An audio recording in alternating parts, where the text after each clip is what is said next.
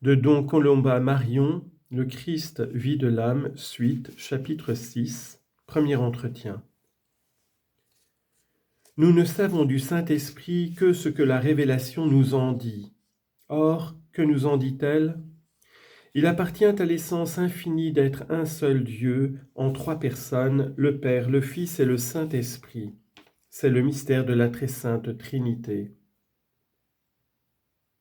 La foi sauvegarde en Dieu et l'unité de nature et la distinction des personnes. Le Père, en se connaissant lui-même, énonce, exprime cette connaissance dans une parole infinie, le Verbe. Cet acte est simple et éternel. Et le Fils que le Père engendre est semblable et égal à lui-même parce que le Père lui communique sa nature, sa vie, ses perfections. Le Père et le Fils sont attirés l'un vers l'autre d'un commun et mutuel amour. Le Père est d'une perfection et d'une beauté si absolue, le Fils est l'image si parfaite de son Père. Aussi se donnent-ils l'un à l'autre et cet amour mutuel qui dérive du Père et du Fils comme d'une source unique est, en Dieu, un amour subsistant, une personne distincte des deux autres, appelée le Saint-Esprit. Ce nom est mystérieux, mais la révélation n'en donne pas d'autre. L'Esprit Saint est, dans les opérations intérieures de la vie divine, le terme ultime. Il achève, si nous pouvons ainsi balbutier en parlant de tels mystères, le cycle de l'activité intime dans la Sainte Trinité. Mais comme le Père et le Fils, il est Dieu. Il possède comme eux et avec eux la même et unique nature divine, une égale science, une égale puissance, une égale majesté, une égale bonté. Cet esprit divin est appelé Saint.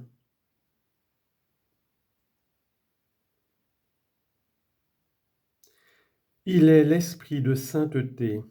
Saint en lui-même, il sanctifie. En annonçant le mystère de l'incarnation, l'ange disait à la Vierge, « L'Esprit Saint descendra en vous, c'est pourquoi l'être saint qui naîtra de vous sera appelé Fils de Dieu. » Ideoque et quod nascetur ex te sanctum vocabitur filius Dei. Luc 1,35. Les œuvres de sanctification sont particulièrement attribuées à l'Esprit Saint. Pour comprendre ceci, comme pour comprendre tout ce qui sera dit du Saint-Esprit, je dois vous expliquer en quelques mots ce qu'on appelle en théologie l'appropriation. Comme vous le savez, il n'y a en Dieu qu'une seule intelligence, une seule volonté, une seule puissance, parce qu'il n'y a qu'une seule nature divine. Mais aussi, il y a distinction de personnes. Cette distinction résulte des opérations mystérieuses qui s'accomplissent dans la vie intime de Dieu et des relations mutuelles qui dérivent de ces opérations. Le Père engendre le Fils et le Saint-Esprit procèdent du Père et du Fils. Engendrer, être Père, est la propriété exclusive de la première personne. Être Fils est la propriété personnelle du Fils, tout comme procéder du Père et du Fils par voie d'amour est la propriété personnelle du Saint-Esprit. Mais à part ces propriétés et ces relations, tout est commun aux trois personnes et indivisible entre elles. Même intelligence, même volonté, même sagesse, même puissance, même majesté, parce que la même nature divine indivisible est commune aux trois personnes. Voilà ce que nous pouvons connaître des opérations intimes en Dieu. Pour ce qui regarde les œuvres extérieures, les actions qui s'accomplissent en dehors de Dieu, soit dans le monde matériel, comme l'action de diriger toute créature vers sa fin, soit dans le monde des âmes, comme l'action de produire la grâce, elles sont communes aux trois personnes divines. Pourquoi cela ? Parce que la source de ces opérations, de ces œuvres, de ces actions est la nature divine, et que cette nature est pour les trois personnes une et indivisible. La Sainte Trinité agit dans le monde comme une seule cause unique. Mais Dieu veut que les hommes reconnaissent et honorent non seulement l'unité divine, mais aussi la Trinité de personnes. C'est pourquoi l'Église, par exemple, dans la liturgie, attribue à telle personne divine certaines actions qui se produisent dans le monde et qui, bien que communes aux trois personnes, ont un rapport spécial ou une intime affinité avec la place, si je puis ainsi parler, qu'occupe telle personne dans la Sainte Trinité, avec les propriétés qui lui sont particulières et exclusives. Ainsi le Père étant la source, l'origine, le principe des deux autres personnes, sans que cela implique chez le Père supériorité hiérarchique ou priorité de temps, les œuvres qui sont produites dans le monde et par lesquelles se manifeste particulièrement la puissance, ou dans laquelle se trahit surtout le caractère d'origine, sont attribuées au Père. Par exemple, la création par laquelle Dieu a tiré l'univers du néant. Nous chantons dans le credo « Je crois en Dieu le Père Tout-Puissant, Créateur du ciel et de la terre ». Le Père aurait-il plus de part, manifesterait-il plus de puissance dans cette œuvre que le Fils et le Saint-Esprit ? Non, ce serait une erreur de le croire. Le Fils et l'Esprit Saint agissent en cela tout autant que le Père, car Dieu opère au dehors par sa toute-puissance, et la toute-puissance est commune aux trois personnes. Pourquoi alors la Sainte Église parle-t-elle de la sorte ? Parce que dans la Sainte Trinité, le Père est la première personne, le principe sans principe, d'où procèdent les deux autres personnes. C'est là sa propriété personnelle exclusive qui le distingue du Fils et du Saint-Esprit. Et c'est pour que nous n'oublions pas cette propriété que les actions extérieures, qui par affinité de nature la mettent en relief, sont attribuées au Père. De même en est-il pour la personne du Fils. Il est dans la Sainte Trinité le Verbe qui procède du Père par voie d'intelligence. Il est l'expression infinie de la pensée divine. Il est surtout considéré comme sagesse éternelle. C'est pourquoi les œuvres, dans la réalisation desquelles brille surtout la sagesse, lui sont attribuées. De même enfin pour l'Esprit Saint. Qu'est-il dans la Sainte Trinité ?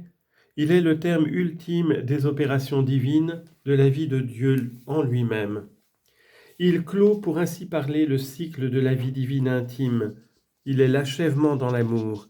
C'est sa capacité personnelle de procéder à la fois du Père et du Fils par voie d'amour. C'est pourquoi tout ce qui est œuvre d'achèvement, de perfection, tout ce qui est œuvre d'amour, d'union et par conséquent de sainteté, car notre sainteté se mesure à notre degré d'union à Dieu, est attribué au Saint-Esprit.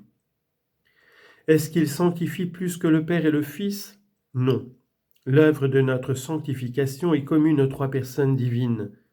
Mais encore une fois, comme l'œuvre de la sainteté dans l'âme est une œuvre de perfectionnement, d'achèvement, d'union, elle est attribuée au Saint-Esprit parce que de cette façon, nous nous souvenons plus aisément des propriétés personnelles du Saint-Esprit pour l'honorer et l'adorer dans ce qui les distingue du Père et du Fils.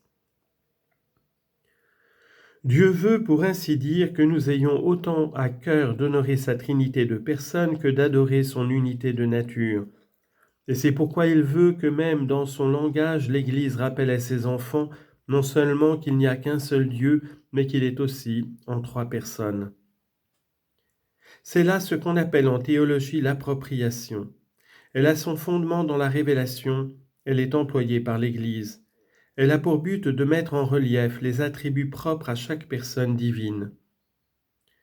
En mettant ainsi en relief ses propriétés, elle nous les fait connaître, elle nous les fait aimer davantage. Saint Thomas dit que c'est pour aider notre foi que l'Église, suivant en cela la révélation, garde cette loi de l'appropriation ad manifestationem fidei, pour la manifestation de la foi.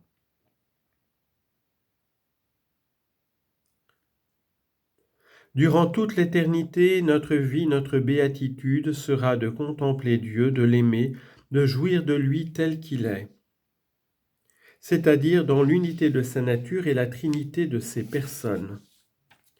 Quoi d'étonnant que Dieu, qui nous prédestine à cette vie et nous prépare cette béatitude, veuille que dès ici-bas, nous nous souvenions de ses perfections divines, autant de celles de sa nature que des propriétés qui distinguent les personnes.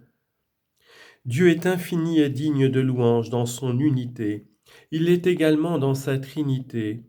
Et les personnes divines sont aussi admirables dans l'unité de nature qu'elles possèdent d'une façon indivisible que dans les relations qu'elles ont entre elles et qui fondent leur distinction. Dieu puissant, Dieu éternel, Dieu heureux, je me réjouis de votre puissance, de votre éternité, de votre bonheur. Quand vous verrai-je, ô principe qui n'avez point de principe? Quand verrai-je sortir de votre sein votre Fils qui vous est égal? Quand verrai-je votre Saint-Esprit procéder de votre union, terminer votre fécondité, consommer votre éternelle action? Prière de Bossuet dans Préparation à la mort.